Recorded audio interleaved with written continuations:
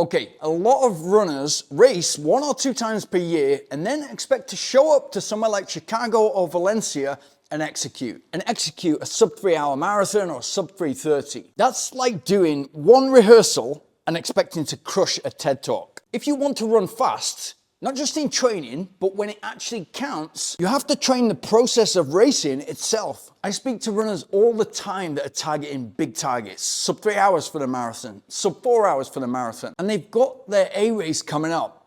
Chicago, Valencia, Amsterdam, Berlin. But for a lot of them, it's going to be the first time they've raced this year. And for others, they might have raced 6 months ago in the spring. But either way, the process of racing, the nerves, the anxiety, the race process, the pressure, fueling under pressure, will all feel foreign. And the wild thing is, you've put all this time, all these months, perhaps a year into the training process. You've got fit, specifically fit, you've freshened up, but then you're going to fall to pieces on race day. Essentially, you've trained your body, but you haven't trained your mind and the execution system. One of my favorite comedians, Jerry Seinfeld, used to have this joke where he would say, the biggest fear of people is public speaking, but number 2 biggest fear is death. So public speaking is more frightening than actually dying. And it's exaggerated for the joke, but it's not far off. The number 1 scariest thing for most people is death. Second is public speaking. Third is failure. The fear of failing short of expectations, either your own or other people's expectations of you. 4th, rejection. 5th, loneliness. 6th, financial ruin. 7, illness. 8, embarrassment. 9, change or uncertainty. 10, heights or flying. So you're lining up to Chicago Marathon. You're on the start line. You've not raced for a year. How many of those are you actually hitting? It hits multiple. The fear of failure, not hitting the goal. The fear of judgment for not hitting that goal by your friends, family, Strava, your coach. Also on top of that is fear of embarrassment. So maybe having to walk or maybe not finishing the race. What will that mean to people online that know you're doing a marathon? We're also hitting that number 9 point, change or uncertainty. The fear of the unknown is a big one. What if everything goes wrong? And then we've got on top of that, which hopefully we condition towards, the fear of pain or suffering. And that might be hitting the wall, or it might be just getting to that 20-mile mark and not having it. Imagine this.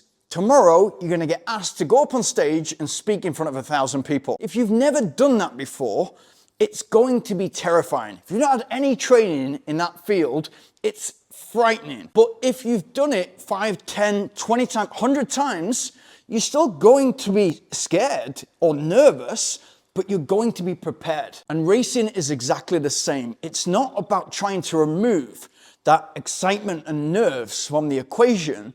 It's trying to deal with it, trying to normalize it, and actually use that energy in your favor. Racing is a skill that you must master or get as good as you possibly can at it. And the better you become at it, the faster you're gonna get. It is that simple. And everything from the prep, from the training, from starting the training and picking the goal, to the recovery, how long it takes you to get ready to then start training again.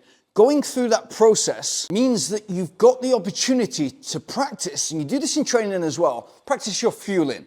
What's working for you? What works a little bit differently when I'm a bit more tight, a bit more tense and anxious? Managing your nerves on the start line. Okay, I'm tense and anxious, but usually come mile 2, I'm good, I'm in my flow, and it's no different from an easy run. What about making decisions mid-race? Okay, you drop a bottle. Are you gonna fall to pieces mentally? Or are you gonna know that 5K from now, got another opportunity to get more water? Do you go with that group ahead that seems to be going at the right pace? Do you put that extra energy in to catch them and get on the back end of that group? Or do you stay patient? Where are you in the race? And what that decision is different. You get better at racing through doing it. There's no substitute for it. We saw that with time trials during COVID. People would go out there and run a time trial. It wasn't as quick because they didn't have that race energy to feed into, which helps most people. You're not gonna get better at racing by visualizing it and then racing once a year. Now, I'll give you a great tip, and this has worked really well for me, and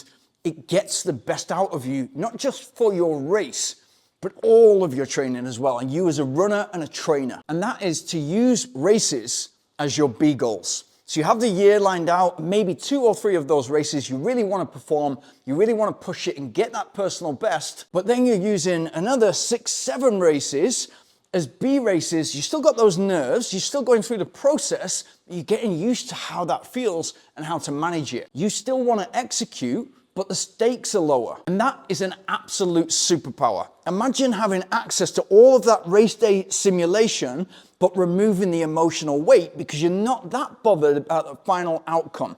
And it is about sidelining the ego and realizing, okay, today's task in this half marathon is to run it at marathon pace. Should feel quite comfortable for me for that shorter distance. And then guess what? It's building loads of confidence for you to line up and do double the distance once you've added the other training over the next 8 weeks, for example. So we're gonna test how the warm-up feels, when to do the warm-up, when to get to the start line. Is it really that bad if I'm a few rows back? Can I get into my groove, find my space on the road? What about my fueling system? How can that go wrong? How does it work best? How do I react when I'm feeling it, really feeling it in the final 3 miles? Do I dig in, or is there part of me that wants to stop? The more familiar those things become, the better you're going to become at them and making great decisions in the moment. And essentially that is marathon running, and ultra marathon running certainly. It's problem solving on the go. And maybe the most important part of it is it gives your ego the opportunity to practice failing, which is so important. Cannot believe how many people train for a marathon, doesn't go their way, and they either don't run again or never run a marathon again, when they've actually not trained in the right way, not practiced racing in the right way, and then they set themselves up to fail. So it was never going to work. It was flawed from the outset. And here's where it starts to get really exciting, because the goal here is to get to race day and realize what it is, which is a celebration of all the hard work you've put in for the last 3, 6, 9, 12 months, years.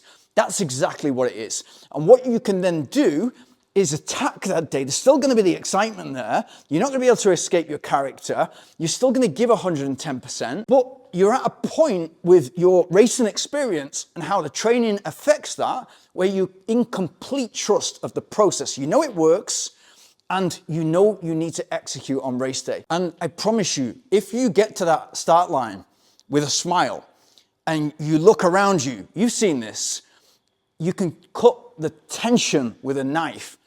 You can actually feed on that nervous excitement and get it working for you in your race because you're completely calm.